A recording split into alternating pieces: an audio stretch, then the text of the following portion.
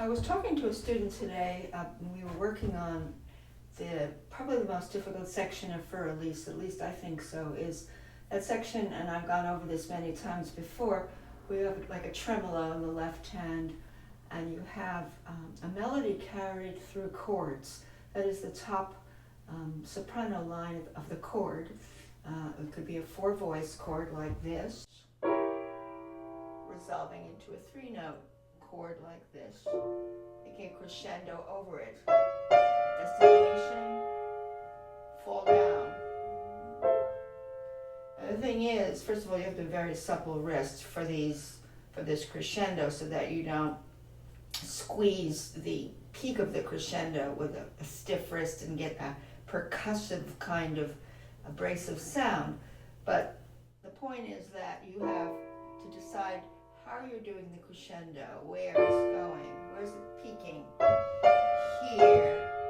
But this is the third beat. It falls in, and then it even resolves down.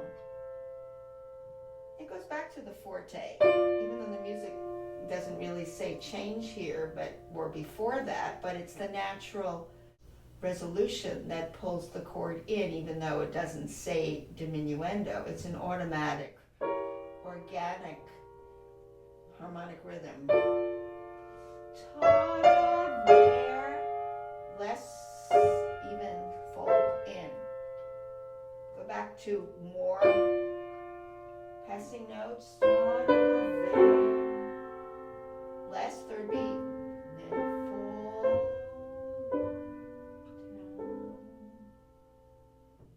And I've gone through how one gets what's called a simulated legato, or the illusion of legato. But more importantly in this, what I want to bring out today is when I worked with the student saw the word crescendo in a particular measure, and then a few measures later saw the peak of the crescendo within a forte. And then what came later, he figured, was still forte until there was a new dynamic that indicated something else. But that's not exactly what always happens. I tell students not to take dynamics completely literally, because if they do, they're ignoring harmonic rhythm. And harmonic rhythm sometimes supersedes what you see on paper. So you have to read in between the lines. And here's what I mean. So in this section, you do have this diminished chord, which starts the section. And you have a very soft beginning, because you have to make a crescendo. You also have to know where the peak of the crescendo is, regardless of what you see in the music. Now, the student thought that because it said forte here, that it was going to do that. And that's what I'm trying to say. Because even though the forte arrival was here, rightfully, the harmonic rhythm says that the diminished chord is folding into the tonic A minor chord. The diminished chords can be built below chords in any inversion and then fold in and taper down. Doesn't mean you taper down to an extreme if you're in a forte range on a particular phrase, but you have to obey the harmonic, the natural organic harmonic rhythm. The other thing is that the student also thought that because he saw the forte here, that this should be loud again there. But that doesn't obey the sense of the metrical rhythm. Now there's the metrical rhythm that says in 3/8 time, especially when it's going quickly, that last beat of the 3/8 is really the weakest beat. So again, what supersedes the dynamic level is the harmonic rhythm and even the metrical dimension. That's what I wanted to point out. If we do it very slowly, we can kind of magnify this. So let's say we just finished.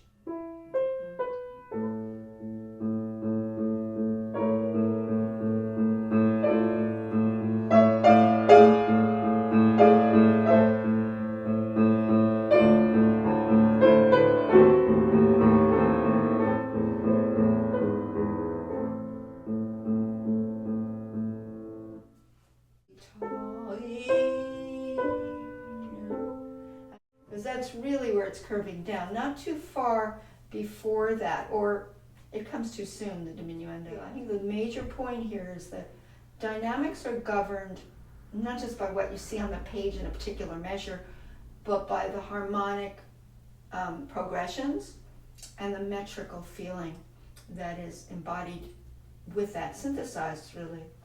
The other thing I pointed out to the student, that when you have parallel 6 and you have one pedal going through a measure, you're going to have passing dissonances.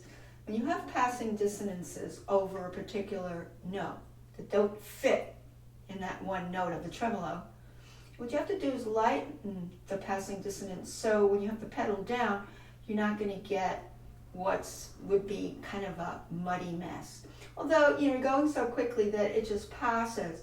When you play very slowly, you hear more blurring. When you play quicker, you don't, but it doesn't negate the fact that I would lighten up the passage over non-harmonic tones. Now, you hear passing non-harmonic tones through this section. Now, when you played 73, you notice that you're going in consecutive or parallel 6 that normally could really get blurred, right? If you think about it, if you do one pedal. Now, the way you get around that is you are going to do one pedal over what would normally be very blurry by playing a little lighter on the passing D, C6. You've got to play tactily lighter, or else it will be too blurry. Remember, you're doing one pedal. And here's what I mean. This is big, right? This is less. That way I got rid of all of this too loud. You make your pivotal destination note. This was the arrival. Well, the arrival was right before it, right? That was the arrival. Now less. See, I got away with too much blurring. So I actually hear. I did so get lighter. See? My destination notes is what I really head for. That's where I put my dead weight on, at destination notes. You could say those 6 are passing dissonances, passing notes that pass through the harmony that don't belong to what? The harmony downstairs. So you need to lighten your arm weight when you do the D, C with the 6, your arm weight. And also it helps you go more horizontal. You don't get stuck in those.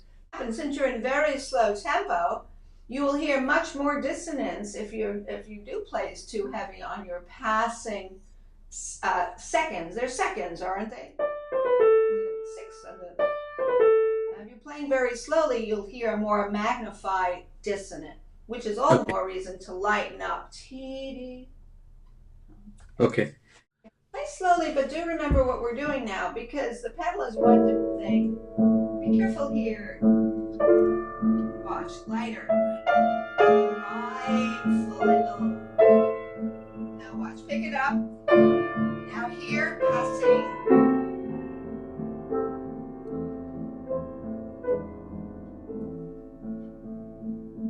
Okay, so listen.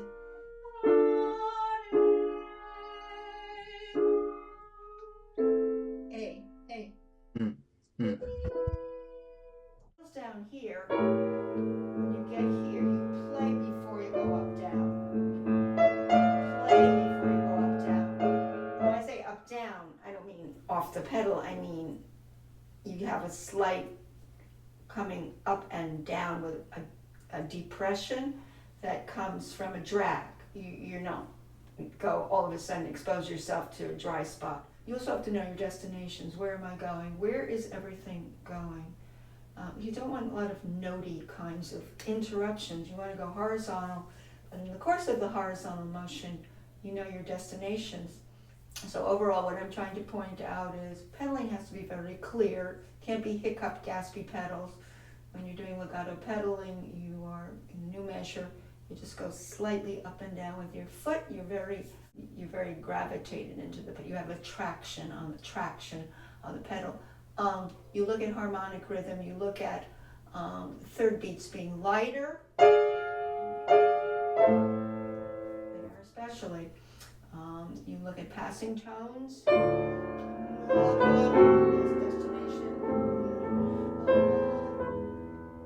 It's a curve.